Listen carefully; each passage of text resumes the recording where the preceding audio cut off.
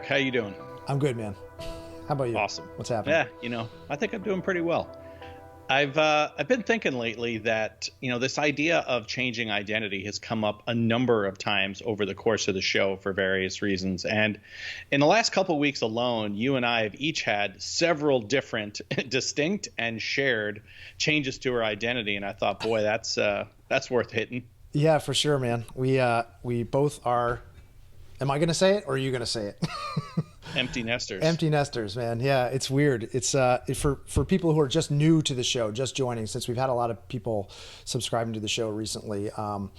Jason, you retired in 2020, right? Yep. From a career in biotech. And I am getting ready to retire early next year.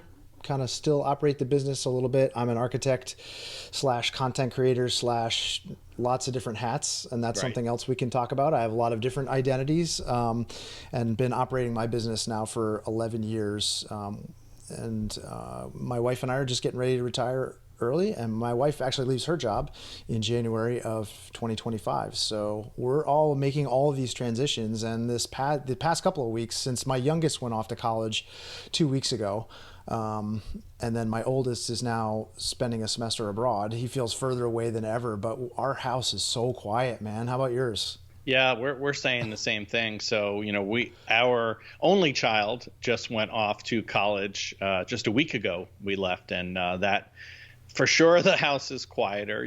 Just yesterday, Lori and I were talking about little things that were different, kind of like nighttime routines and what have you, because, when you have 17, 18-year-olds, they start to become pretty independent. But when you think about it, there's still lots of little points of interaction, that happen every day, and suddenly those stop. Yeah. And I think about my oldest now he's now just moved into his dorm abroad, and he is now having to cook for himself. And talk about big change. Like we've kind of switched places now because Laura and I we're free, man. We don't have to cook dinner anymore. I don't know what you did for cooking dinners over the summer, but in our house it was kind of loose, but we still felt the responsibility of being the parent, putting food on the table. And even though schedules are kind of crazy and we rarely lined up for dinners all together, we still felt that responsibility. Now it's like poof, and that feels really freeing. But then I feel there is a kind of empty hole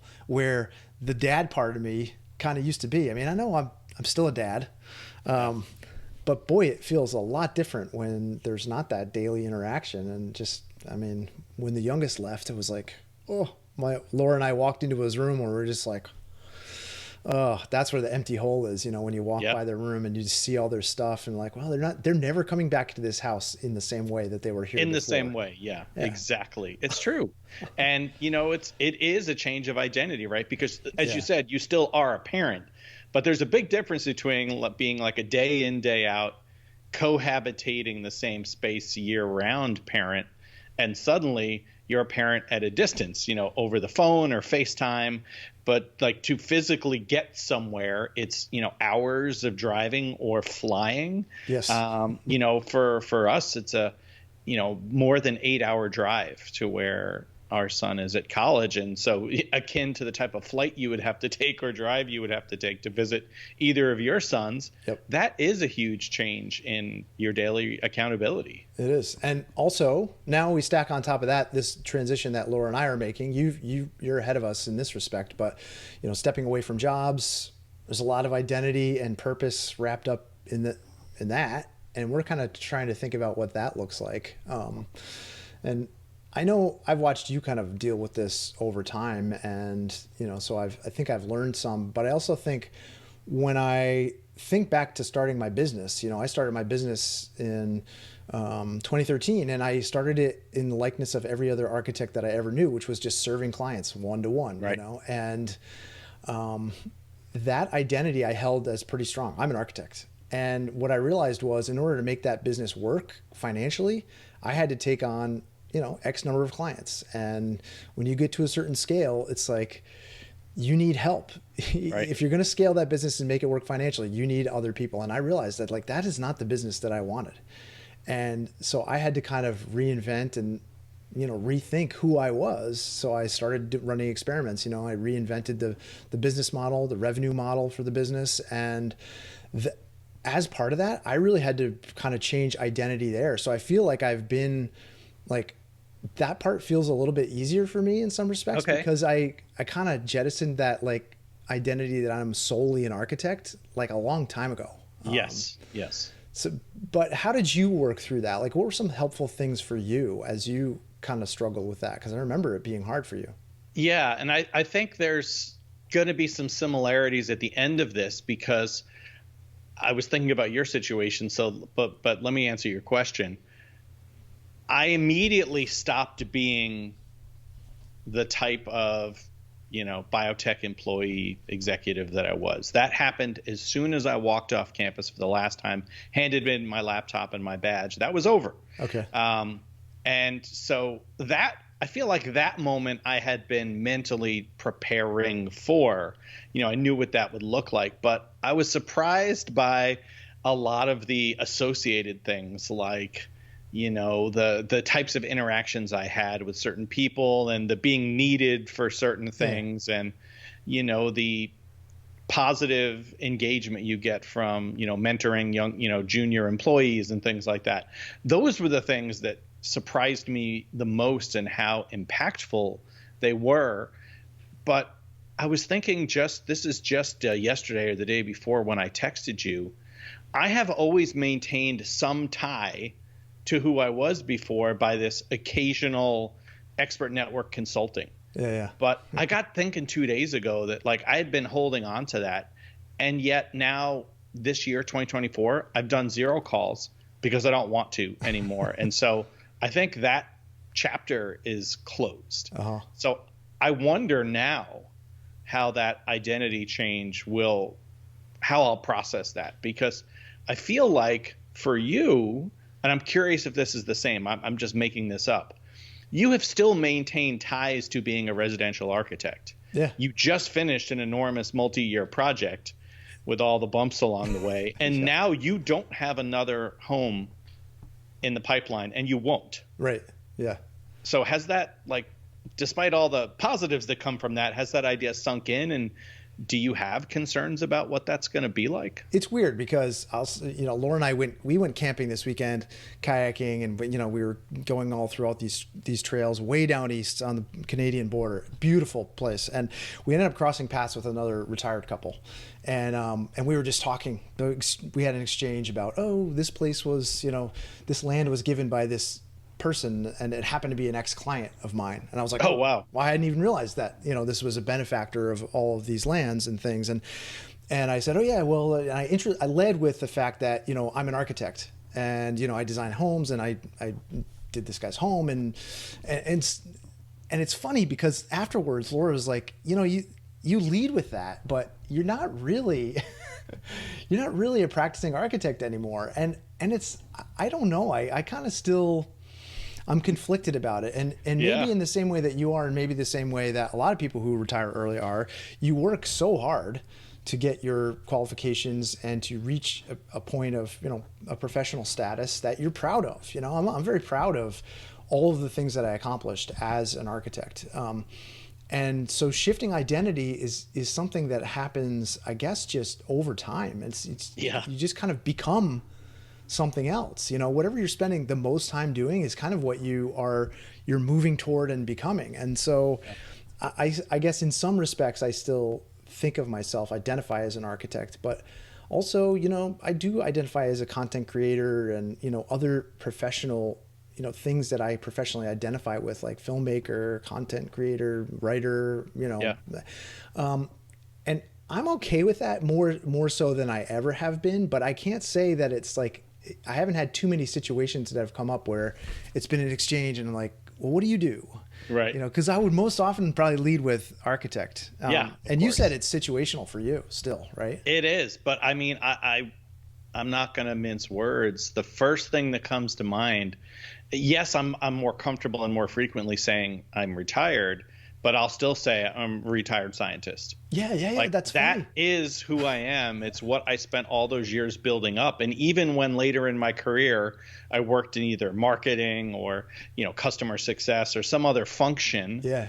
I still identify at the core as a scientist. And I would dip back into that well anytime I could to help another employee or whatever. Just, you never lose that attraction to the thing that you built your career around. And I think it's really hard to step away from it being at least part of your identity. Yeah. I asked Laura because she kind of gave me a hard time about it. She's like, well, why do you say that if you're not really going to be a practicing architect anymore? I said, well, what would you say if someone asked you, what you did? And she said exactly the same to you, like retired geneticist.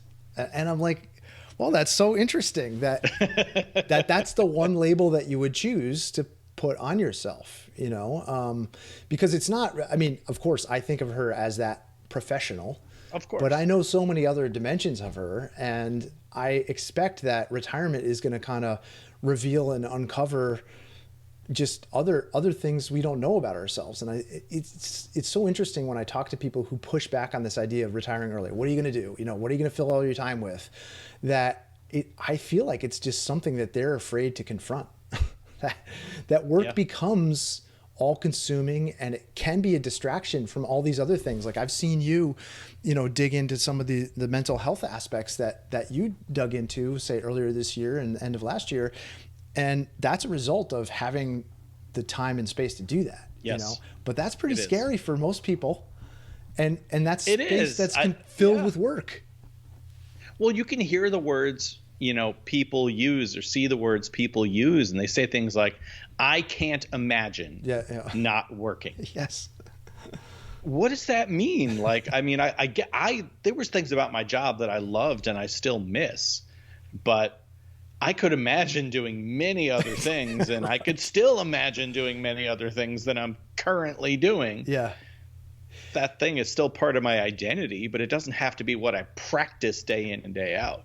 I wonder, like for me, part of thinking about what retiring early means and what work looks like for me in the future is it's more project based. But I guess, I'm thinking about what I've done for the past, 28 years as a career. And I think, how many more kitchens can I design? How many more laundry rooms and home offices? I mean, it's fine. It's fun. But the challenge is not really there anymore. I know I can do something cool and interesting, and it's going to make clients happy. And like, that's a solvable problem for me. I mean, and so when the challenge goes away, I start to think like, and maybe that's why I feel like changing identity through my business has been so much easier and appealing, because I can make models and make videos and edit photos and write and all of these other things. Like I designed a business that accommodates all of these things that I see as my identity, my true self. Yes. And, there's actually someone who I know, is a follower of our channel, and she writes this blog called Dare to Draw Down, and her name is Jolene, and she has this kind of reflections on year 3 and early retirement, and she talks about this concept of, if you want an interesting life, you really have to go out there and design it for yourself. And I think part of that, rethinking what your identity is once you reach early retirement is really thinking hard about what kind of life you want to live for yourself. Like, what does that want to look like? And that's not easy to do. I mean, that's no. because the realm of possibility is so large, right? It What do you do? Just pick away at hobbies, or how have you addressed I think you watched me struggle with part of that, especially early on, and it was this idea that like I felt like I had to be working towards some grander goal. Yeah. I didn't explicitly state that wasn't a plan, but I found myself trying to fill moments and realizing that I hadn't thought of like what's next yet. And, I don't know if it took a year or 2 years or what, but I got to the point where it's like, I accept that a bigger thing, an idea, a concept of business may come, but I'm no longer actively trying to find that, because I've learned and enjoyed so much just exploring different things. I mean, the number of weeks I've spent now on options strategy design is really just beyond, you would not be impressed. But I've really enjoyed it, like thoroughly. And I still do. And so, but 6 months from now, maybe my ideas change about that. And that's okay. Like, I'm accepting that elements of who I am and what I'm interested in don't have to continue in the same way. And that is also a part of identity, that accepting that who I am now is having the freedom to look into different things and know that maybe they don't pan out into anything. Yeah. And maybe that fits into the idea you just expressed of like projects and interests rather than kind of, more monolithic sounding things, if you agree. Yeah. Yeah. No, I can definitely relate to that. I mean, work is funny. I mean, we obviously have a lot of identity tied up in our work and what we do. For sure. But work is interesting because it provides this kind of balance of, responsibility and a striving for more. And I find the more I contemplate like retiring and leaving this business, the more I think that work it's kind of a difficult thing to replace. Don't you think? Well, I don't think there's anything else like it, right? Because, I mean, for most of us who elect or need to work full-time jobs, you're spending the majority of your waking hours in the service of someone else or your own business, and it's done with generally the expressed intention of earning income to allow the rest of life to be funded. And when you retire early or otherwise, well, that goes away. Yeah. And that's a big thing. So there is nothing else like it. It's also this contrast. Like, don't you think, I mean, life is just completely boring without contrast. The struggling, the striving, and I think having work there, the release of getting a vacation and going and sitting on the beach like I'm about to do in a couple of days. Yeah. Like, oh man, I look forward to that. But without that, like where do you get that from? Because then every day is like, you kind of settle into this baseline, life, which is free of responsibility, right? I mean, you have responsibilities. Oh, tons of them. Yeah. But nothing that it's not like a work responsibility, right?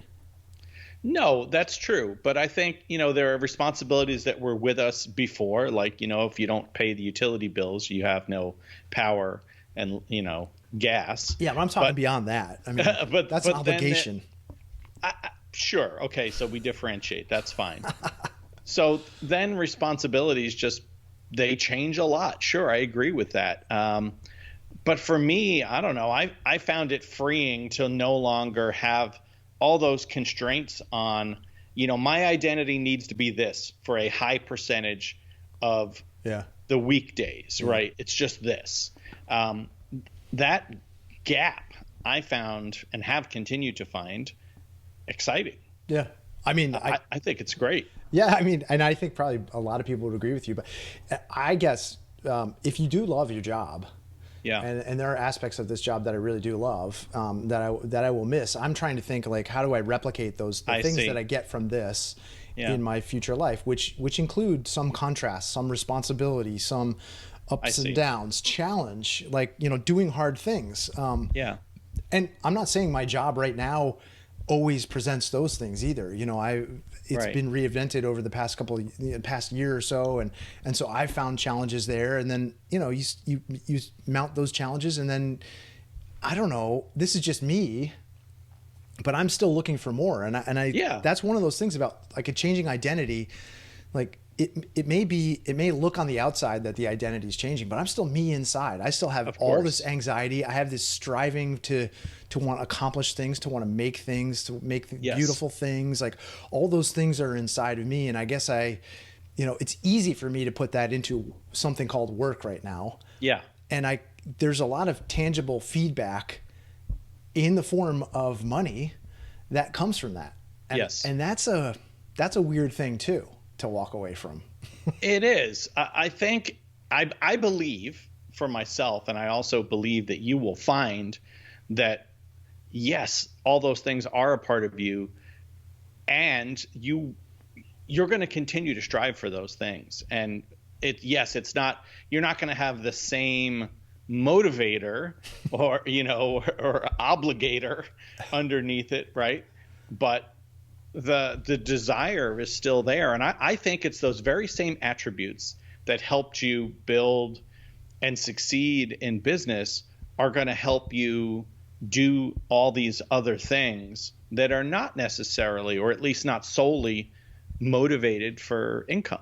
Yeah. I have found that the same curiosity that helped me be, and persistence that helped me be a good scientist, I think, have helped me, be an effective researcher of things I'm interested in now that are not towards a monetary gain, but are for intellectual, stimulation. And I see no reason you wouldn't find exactly the same. Yeah. I mean, I maybe this is more specific to someone who's owning their own business and they have a lot of agency with respect to their work, not someone who's working a 9 to 5 and they're kind of trying to get away from work. But I find the game of work like just deeply satisfying. Okay. Like, how so? Just, the idea that I can take my own creative talents and turn that and put food on the table, make a life that for the family, like that feels so satisfying to me. And I worry that, that lacking that, given total freedom where I don't have to do that anymore, like it's kind of useless. It's kind of pointless, it's a strange thing to think about leaving the game of work when it's so satisfying, when it's such a big part of your identity, Yeah. Well, and I see your point. I think maybe it's just the idea is as simple as what are the, more intangible aspects of positive gains you get from work that you can get other ways. You've talked about these other, the creative satisfaction you get, and photography, and how, not having to take photos for the business is going to be freeing, and you'll still get that satisfaction, that creative aspect, and you're, needling over the little details in Lightroom of photos is now going to be solely for your own pleasure. Yeah, it does feel a little masturbatory at some level, right? It's just like, sure. I mean, who cares? Yeah, that's true. That's one. There's nothing wrong with it. I mean, true. The amount of work I put into some of my spreadsheets that I make, people be like, "What's the point?" I mean, seriously, like, why are you doing that? Well, part of my identity is to be very organized and have stuff that I can go back and look at 5 years later and understand why it was set up a certain way. And maybe that's busy work for some people, even for me, but I don't know, it feels good. Yeah, okay. There's a sense of with that. satisfaction in that. No, I get that. Totally. I mean, I think the larger mission of what my identity is serving others, helping others, and educating. And I want to find ways for that to happen post RE. For sure. But also besides Two Sides of Phi. Yeah, besides Two Sides of Phi. And I don't know. Everyone says, "Oh, you should volunteer." And I mean, you've done some volunteering. I don't think you've done like too much, but I don't know. What is there satisfaction in that? There can be, yeah. I mean, Lori has found a once a week, volunteer opportunity she's been doing for a few years now, and really gets a lot out of it. Yeah. I have, to your point, have tried a number of different things, some with her, some on my own, and they were all satisfying in a certain way, but none of them really grabbed me like, and this is the thing that I want to commit my time each week or X times a month to. I haven't found that yet. Yeah, okay. I appreciate you being honest about that. 100%. I'm not going to lie about it. So many people just default to that. Oh, I spend all this time volunteering. I'm like, I don't know if that's going to, I don't know. Maybe that makes me a terrible person, but maybe I just need to find another way to educate and serve, because I do believe in those are core values of mine. But it's like, I don't know. Bringing bags of soil up to the top of a local mountain doesn't like really scratch the itch for me for some reason. No, and it's got to feel good. And when you talk to volunteer coordinators, they'll tell you how high the turnover is, and that's because it didn't grab somebody. Yeah. It didn't feel personal. It didn't wasn't the thing that motivated them. But hey, given the meager income we earn from Two Sides of Phi, this is basically volunteering. So. That is true. And the time we spend in the comments and, engaging with people on Discord. I mean, hey, that's volunteer work. Yeah, man. Yeah. We've monetized so little of what we do. So I did this interesting little ChatGPT exchange. I kind of used it as a therapist, and I asked it to kind of psychoanalyze me, just setting up the problem. I'm getting ready to early retire. I'm kind of struggling with this loss of identity and purpose a little bit. And so it started asking me questions. I said, just kind of ask me questions. And I said, tell me, what was your earliest memory of feeling accomplished? And so I wrote back, I remember being proud to ride a bike. This was 5 years old. My mom had her hand on the back of the seat and kind of gave me a push, and then I made it. Everyone probably has a memory of that. And it says, a significant moment of independence and mastery. And then it said, this pride in accomplishing something on your own, especially something that requires both skill and balance, may have laid the groundwork for how you perceive success and achievement in your adult life. And then it basically goes on to say, consider this. What did riding the bike represent for you as a child? Was it simply about the physical act, or was there something deeper, perhaps a sense of freedom, control, or the thrill of doing something challenging? This early experience might have established a pattern where you find fulfillment in mastering new skills and overcoming challenges. Mm-hmm. Could it be that as you grow older, the bicycle evolved into different vehicles, such as your career and professional accomplishments that carried you toward the same sense of pride and independence? And for me, this actually did resonate with me. Yeah. It's kind of weirdly apt, kind of observation here. And it said, instead of seeing retirement as an end, perhaps it's more like switching to a different bike, a new challenge or pursuit. It's a new chapter that still allows you to feel that same sense of pride, independence, and mastery. And I don't know, maybe you came to this conclusion a long time ago, but it's kind of helpful for me to see it in those kind of abstract terms. Yes. Yes. I'm just, I'm doing something different. I'm walking into a new challenge here. And I think part of the scary part for a lot of people is just not knowing what that looks like, what's on the other side. And, yep. Am I doing the right thing? Because some of this is I'm not going to go back to running this business in the same way when I walk out and turn the lights off. That's right. Well, I mean, no matter how much work you put into reading other people's accounts of retirement or interviewing traditional and early retirement, people who've retired early, you're not going to be that so much better equipped that you're going to nail it. It's going to give you useful perspective and maybe some ideas. You'll be reminded of them when you go through them yourselves. But I mean, for all the blogs I read and conversations I had, it's been a process of navigating this thing for me with my family, and just a lot of reflection and using that time you're faced with wisely at times to try to kind of figure out where things are at, and honestly just accepting that they're going to continue to change. Yeah. Well, and that's a privilege to be able to go through that, but it doesn't mean that it's not still huge changes to things like identity that you're going to have to work through. Yeah. And I think along with, stepping away from work, you're losing the structure of the day, right? So if you're someone who isn't used to programming it on your own, you got to do that.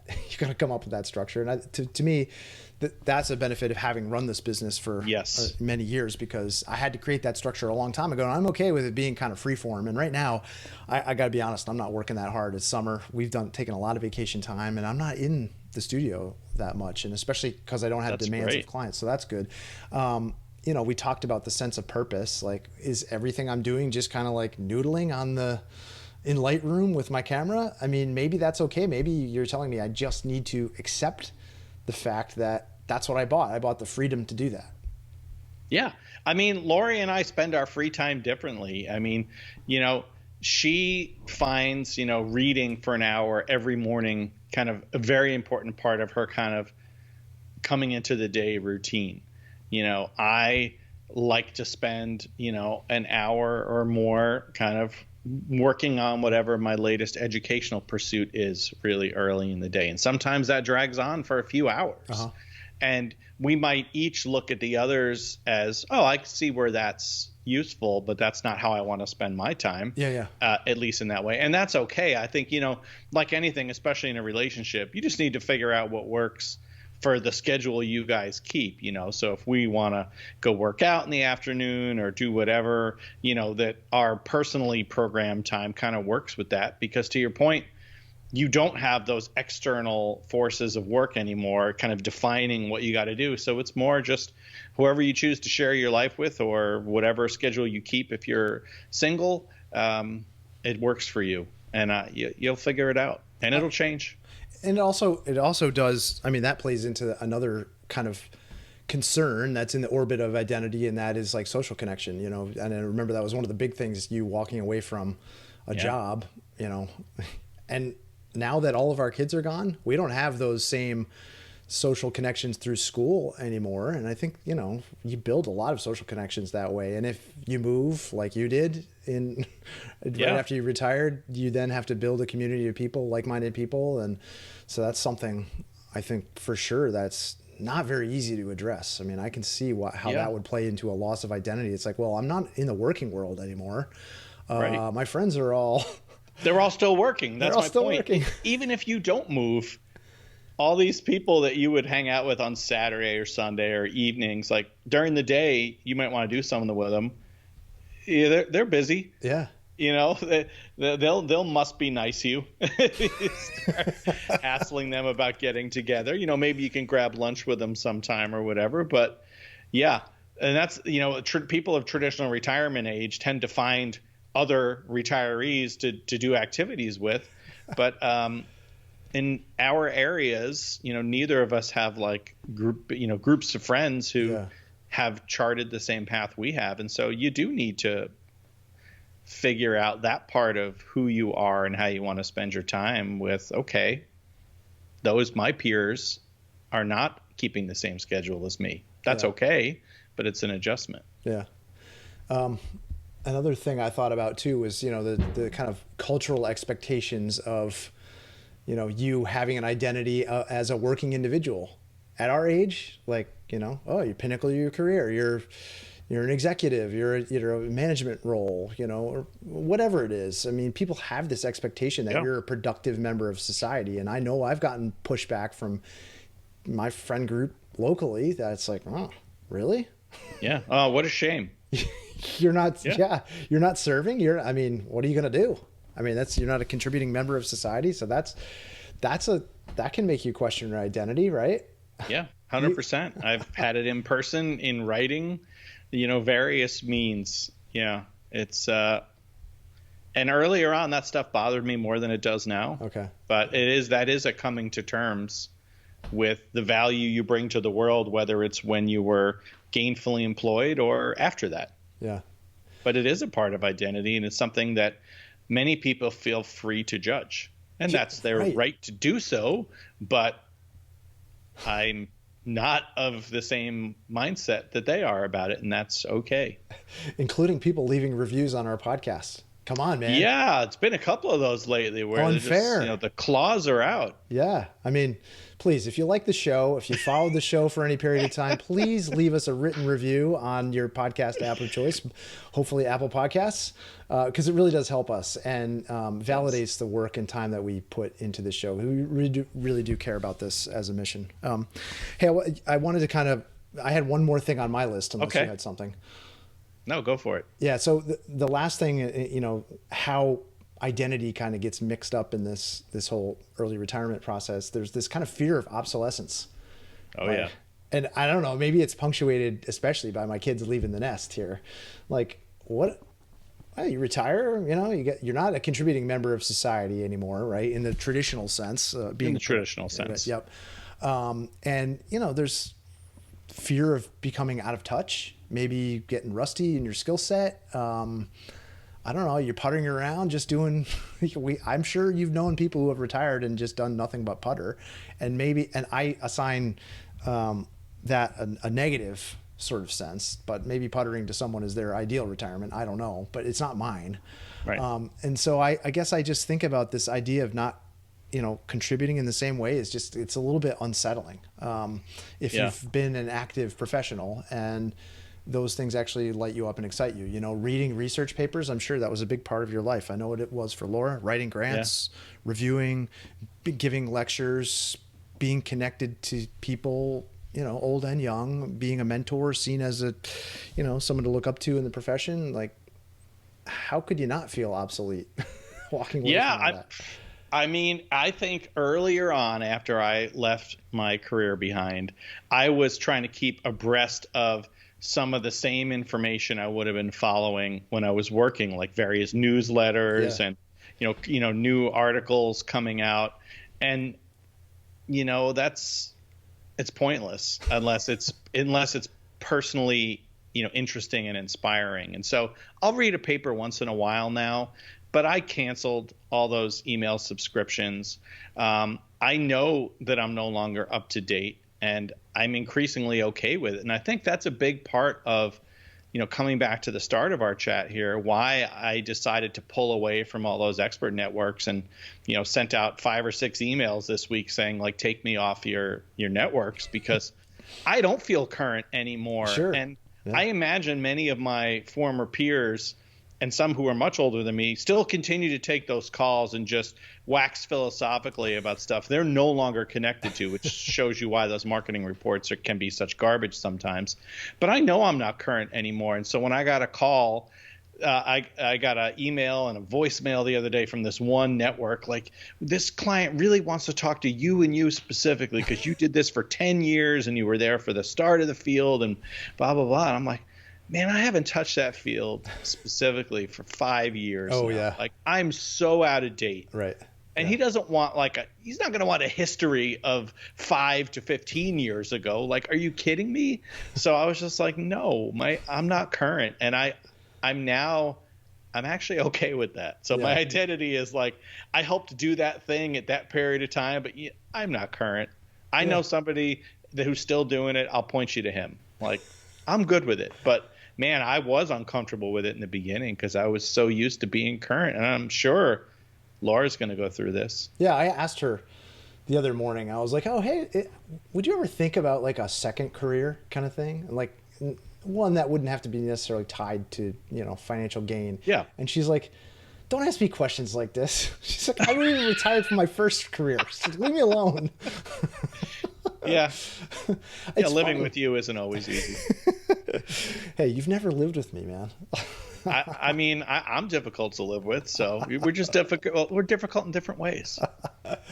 I just thought that was funny. But I mean, it is funny. If you think about, changing identity, like think about when you were 18, think about when you were 14. Like, did you ever give it a second thought then?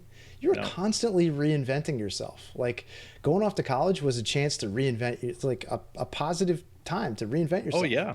Graduating from college, get to leave that behind and then reinvent, getting your first job, starting a business. And so why shouldn't this threshold, be perceived in the same way? You and I are both very similar in this way, that we're very hand-wringy.